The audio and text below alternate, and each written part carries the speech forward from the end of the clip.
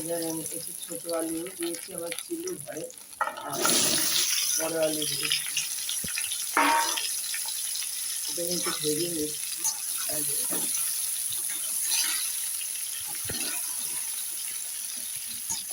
লবণ দিয়ে দিলাম, লবণ না দিলে ভেতরে লবণ ঢুকবে না।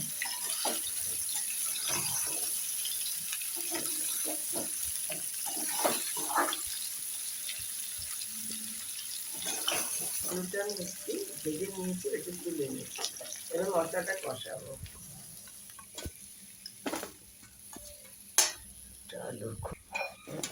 আমি লঙ্কা হলুদটা দিয়ে দিলাম, এখানে লঙ্কা হলুদ দিলাম।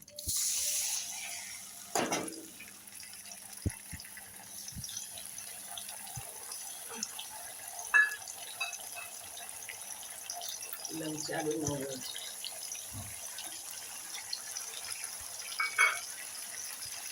কাজু বাদাম,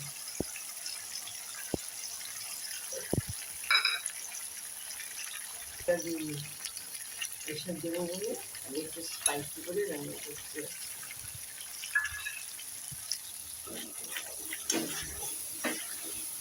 কাজু বাদাম, লঙ্কা, সব বাটা।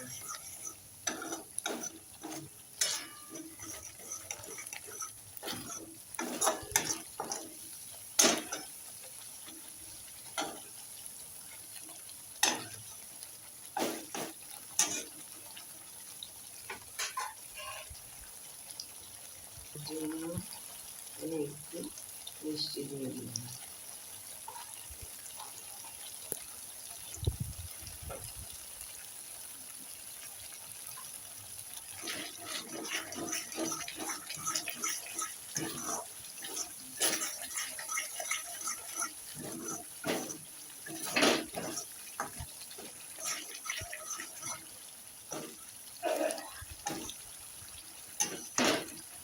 একটুখানি একটু ঝোল দিয়ে দিচ্ছি।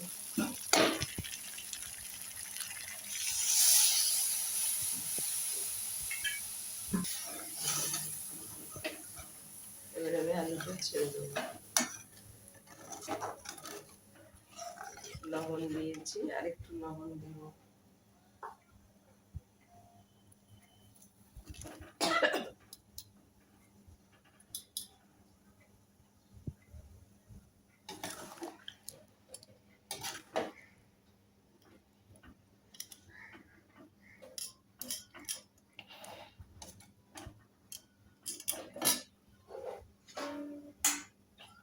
একটু ঢেকে দিচ্ছি, তারপরে আমি মশলাগুলো দিয়ে নামিয়ে দেবো। একটু ঢেকে দিচ্ছি। আমি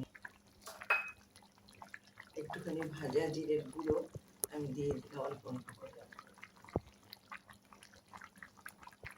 আমি বেটে দিলাম না, একটু গুঁড়ো দিয়ে দিলে গন্ধটা ভালো হবে।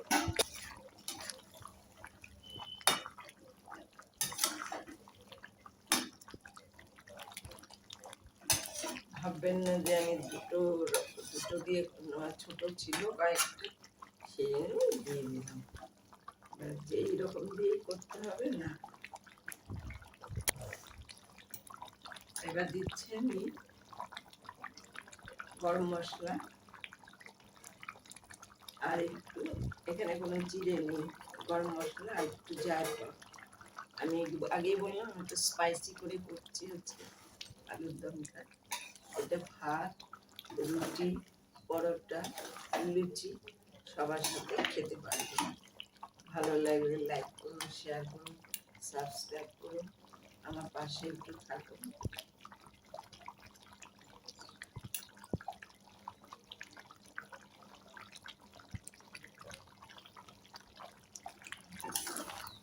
হয়ে গেল আলুর দম। এবার আমি ভিডিওটা শেষ করছি।